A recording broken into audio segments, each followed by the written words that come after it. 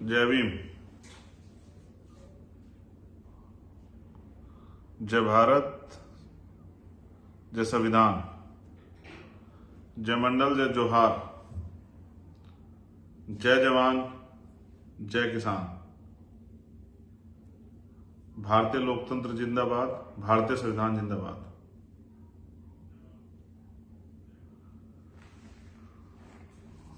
आज का ये विशेष लाइव जिसका उद्देश्य है 11 सितंबर को होने वाली रैली,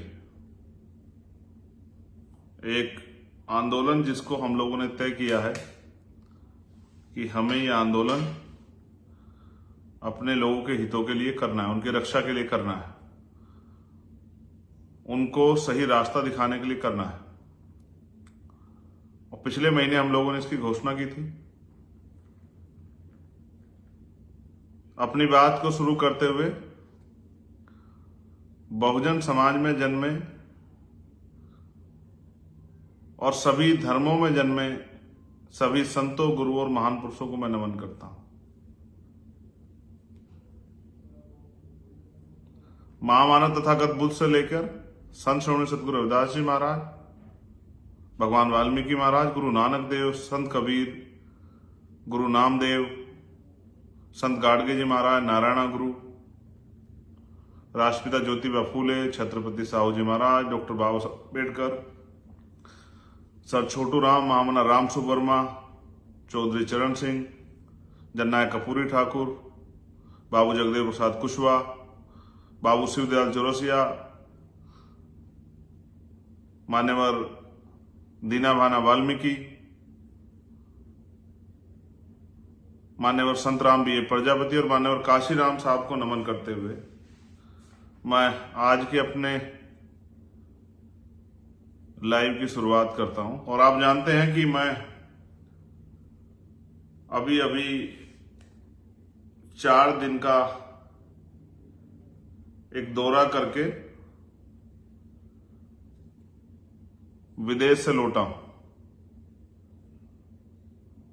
और ये भी दौरा जो है घूमने फिरने के लिए नहीं था, वहां रहने वाले समाज से अपनी बात रखने के लिए और उनसे भविष्य में भीम आर्मी आजाद समाज पार्टी और अपने महान पुरुषों के जो सपने हैं उनको पूरा करने के लिए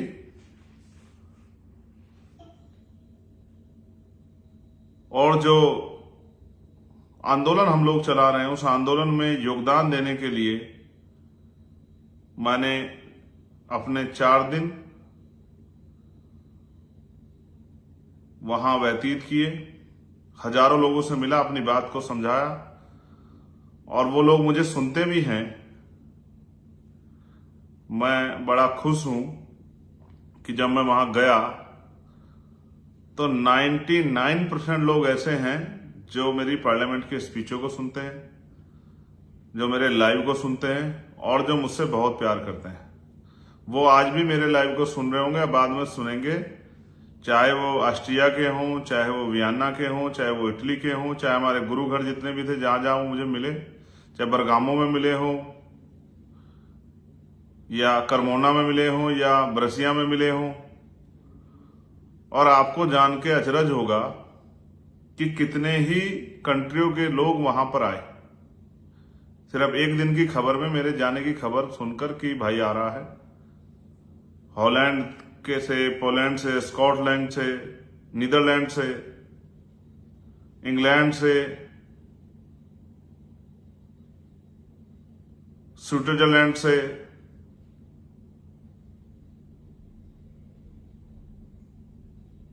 फ्रांस से, जर्मनी से, इतने लोग वहां पहुंचे। उन भाइयों से, माओ से, बहनों से बात करके मन में सुकून हुआ कि वहां रहने वाले लोग भी महापुरुषों के मिशन के बारे में उतना ही तकलीफ दर्द रखते हैं जितना यहां वाले रखते हैं। सम्मानित साथियों, 11 सितंबर का जो कार्यक्रम रखा था उससे पहले अचानक से मुझे जाना पड़ा। जिस प्यार के बारे में मैंने सोचा भी नहीं था, वो प्यार मुझे वहां पर मिला। मुझे जो सम्मान वहां पर मिला, मैं उसके लिए हमेशा ऋणी रहूंगा अपने भाइयों का। ग्लोबल रविदासिया फाउंडेशन और तमाम संगठन, हमारे गुरु घर की प्रबंधक कमेटियां, उन सब का। साथ साथ मैंने वहां से बहुत कुछ सीखा भी। जब मैं वहां गया, मैंने वहां के एजुकेशन सिस्टम को, हेल्थ सिस्टम को, वहां के रोजगार की व्यवस्था को, खेती की व्यवस्था को, वहां की सफाई व्यवस्था को, वहां के कर्मचारियों की समस्याओं को, या वहां के कर्मचारियों के जीवन को, आम लोगों के जीवन को किस तरह से वो लोग जीते हैं, इसको भी मैंने सीखा और समझने का प्रयास किया। जिस राज की बात हम करते हैं, बेगमपुरा राज, मैंने महसूस किया कि वहां का जो राज व्यवस्था है वो बेगमपुरा जैसी है। वहां लोग खुश हैं। लेकिन मैं मानता हूं कि हमें भारत में भी ऐसे ही अवसर और ऐसी ही व्यवस्था तैयार करनी है। वहां हमारे लोग खुश हैं, ये अच्छी बात है, लेकिन भारत में भी गरीबों, किसानों, कमजोरों, मजदूरों, महिलाओं, नौजवानों की जिंदगी में सुख, सुविधा और सम्मान आए, इज्जत की रोटी, साफ स्वच्छ कपड़ों के साथ जीवन यापन, सुकून की छत के नीचे, पीने के लिए साफ पानी की व्यवस्था, झूठ द्वेष से दूर, अपने अधिकारों जिम्मेदारियों के प्रति जागरूक,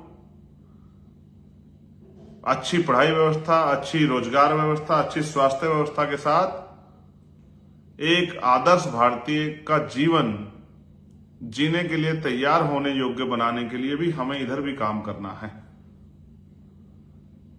मैं डॉक्टर बाबा साहब अम्बेडकर की उस बात को याद करता हूं कि हम प्रथम और अंत्य भारतीय हैं। मैंने वहां भी कहा, ऑस्ट्रिया, वियना, यूरोपियन कंट्री में जाके, कि मुझे गर्व है कि हम भारतीय हैं और मैं अपने देश से, अपने देश के झंडे से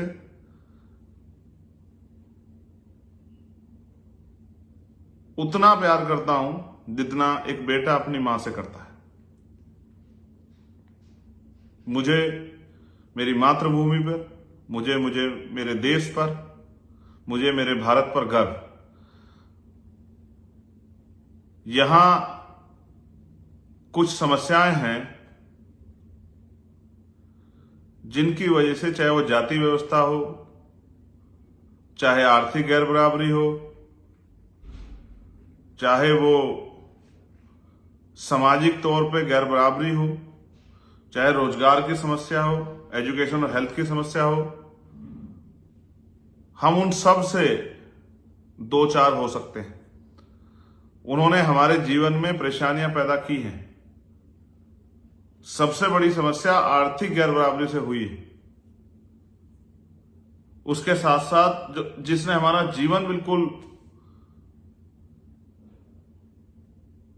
बर्बाद कर दिया है, वो है सामाजिक गैर बराबरी, जाति और धर्म के आधार पर। आज धर्म के आधार पर हिंसा हो रही है, मॉब लिंचिंग हो रही है, लोगों को मारा जा रहा है, लोगों के धार्मिक स्थलों को तोड़ा जा रहा है। ये जो पॉलिसी है, इससे भावनाओं को भड़काकर वोट तो मांगे जा सकते हैं, लेकिन देश को तरक्की के रास्ते पर नहीं ले जाया जा सकता। सम्मानित साथियों, 11 तारीख को जो रैली होनी थी, उसको अटकाने के लिए, उससे भय खाके सरकार और सरकार के सहयोगियों ने एड़ी चोटी के जोड़ लगाए कि हम परमिशन ना हो, और तमाम तरह की परेशानियां साथ में खड़ी की। लेकिन एक परेशानी सबसे बड़ी ये आई कि बारिश जो है लगातार जारी है। जो लोग यहां आ रहे हैं और हमारे कंधों पे जिम्मेदारी है। आपने देखा होगा नेता तो टेंट के नीचे रहता है, वाटर प्रूफ जो टेंट होता रहता है, लेकिन आम जो कार्यकर्ता पदाधिकारी होते हैं उनको बारिश में भीगना पड़ता है,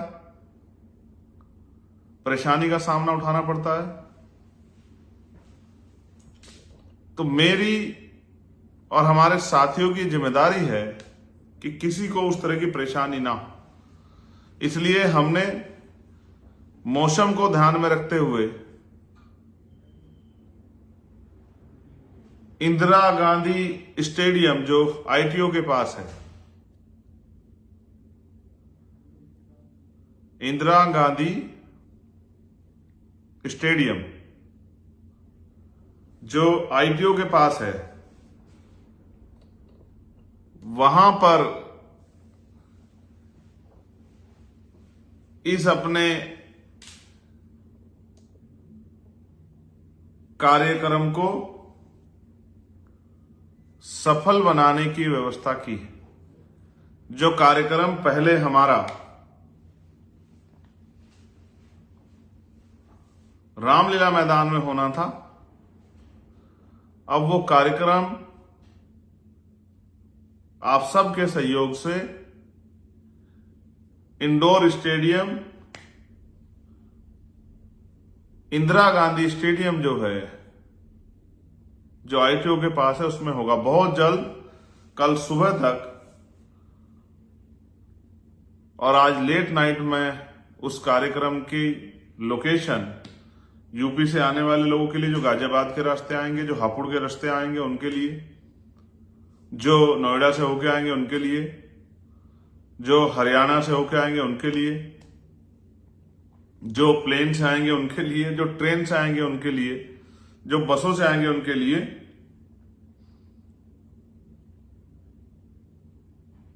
किस तरह के कौन से रास्ते से आप आसानी से आ सकते हो,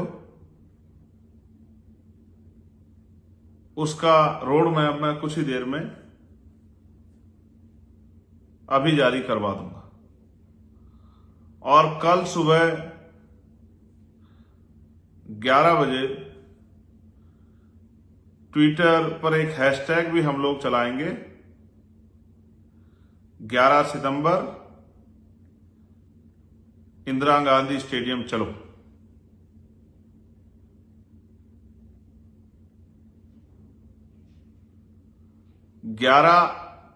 सितंबर को मैं पुनः आपसे अपील करता हूं कि आप ज्यादा से ज्यादा संख्या में इस कार्यक्रम, रैली, संघर्ष आंदोलन का हिस्सा बनने के लिए इंदिरा गांधी स्टेडियम पहुंचे।